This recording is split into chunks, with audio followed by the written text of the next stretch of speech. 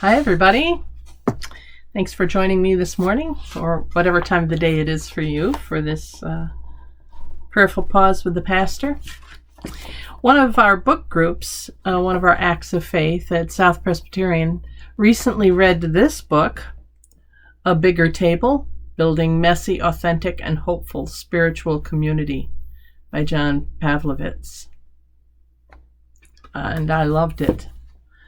So, although I wasn't in the group, because all of our groups are lay-led, pretty much, one of the members gave me the book, and I'm just thrilled. So I want to share a little bit of it with you today, as it's a Friday, so we're headed into a weekend in real time. Give you something to think about in terms of not only church, it happens to be talking about church, but it also, I think, pertains to any kind of community that we want to build, whether it's family or a group of friends, chosen family, or, neighborhood association even. If you want to have some sort of spiritual connection, spiritual in this sense, not meaning purely religious, but something that's spiritual, whether you're a bread baking group or an arts affiliated group, however you would define that, okay? So here's what John writes. Organized religion and organized crime can be frighteningly similar at times. Both tend to rely on unwavering loyalty and on participants passionately defending their own. In ministry and in the Mafia, when things are going right, you're well-fed and fiercely loved. But make one bad move, cross one person, and it's horse heads in the bed and concrete sneakers. In either house, there's often a startlingly narrow line between a holy kiss and the kiss of death, and learning how to stay on the boss's good side becomes a matter of survival. The church can be a beautiful or horrifying place, so read that as this faith community that you are, or some sort of community you're trying to build, can be a beautiful or horrifying place depending on where you're standing. As they say in real estate, location truly is everything. We Christians know how to do love really well when we believe someone is on the inside, when they're one of us, part of our tribe, when they're in the family.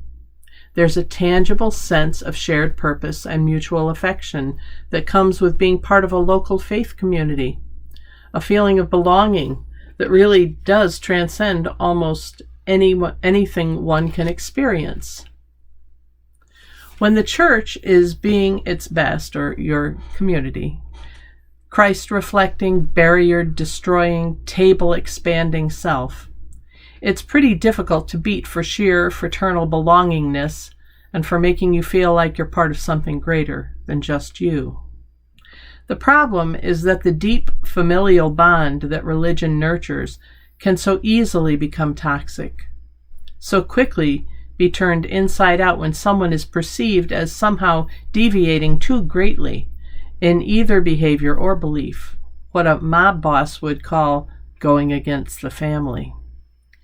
The infractions precipitating such a schism are many: an expression of doubt, a changing theological conclusion, a momentary error in judgment. In the wake of such things, people can instantly find themselves pushed to the periphery of the community or separated altogether with very little warning or due process, and the long road back can be brutal. A lot that I'd love to talk with you about. I mean, first off, have you felt that way ever with any group that you've been a part of? Have you felt that way with a church or a faith community where you crossed the line and then all of a sudden you were kind of shoved to the periphery? I have.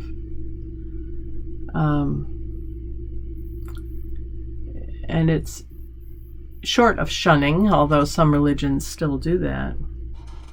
I think our children tend to do that. If you're not part of the in-group, then we want nothing to do with you. And one of my kids used to say, "Oh, talk to the hand." It's like, I'm not here, I'm not listening to you. But I think that we do that in general in our lives sometimes. When you're in and you're great.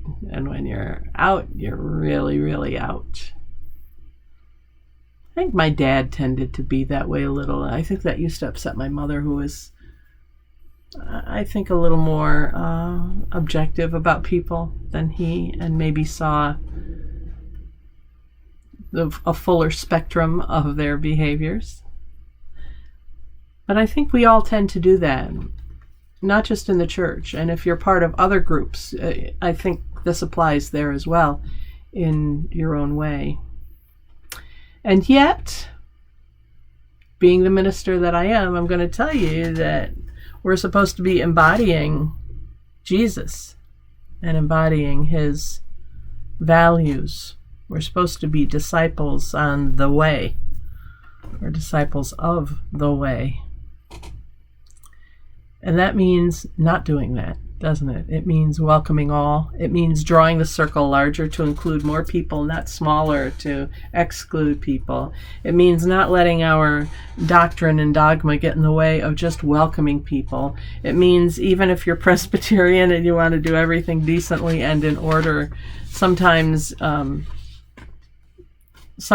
the spirit of the law needs to replace the letter of the law. Sometimes pastoral care should be trumping the rest of the rules.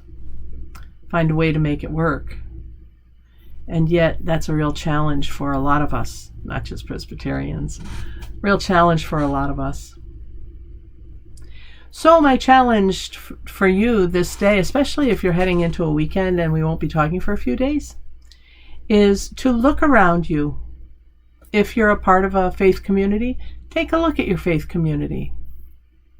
Brutally assess, how well do you do at, creating a larger table, a bigger table, as John Pavlovitz says. How good are you at growing the table? The answer isn't to exclude people. If there are too many people, it's to make a bigger table. If you're not part of a faith community and you're just kind of a solo practitioner of your spirituality, look around at those groups of which you are a part this weekend. Family, friends, chosen family, maybe some civic or community groups. Do they embody the values that you feel that your faith is calling you to embody? And if not, say something. Do something. One person can make a difference. We've all seen it. We've all been out, probably in a social setting, where somebody says something that is either a little off color or just uses terminology that we don't like, or is making fun of someone that we don't like, or a racist comment or a homophobic comment. And one person, all it takes is one person to say, wait, I'm really uncomfortable with that. And everybody becomes more aware. Be that one person. Be the one person to make the table bigger, not smaller. That's it for today. Because it's a Friday, I will issue my regular Friday spiel that if you are in a position to support this ministry financially or with prayer, we ask you to do both, whichever is most feasible and most important to you, whichever one reflects this ministry's importance to you. You can get in touch with us with the information on the end of this video. Thanks, as always, for sharing this time, carving out this time to think of something greater than just ourselves. And in this case, it's how to make the table bigger, starting right with our own lives and whatever communities we are a part of. This has been the Prayerful Pause of the Pastor, and I'm Pastor Deb Swift of South Presbyterian Church in Rochester, New York. We look forward to seeing you next time, and until then, God bless, take care, and bye for now.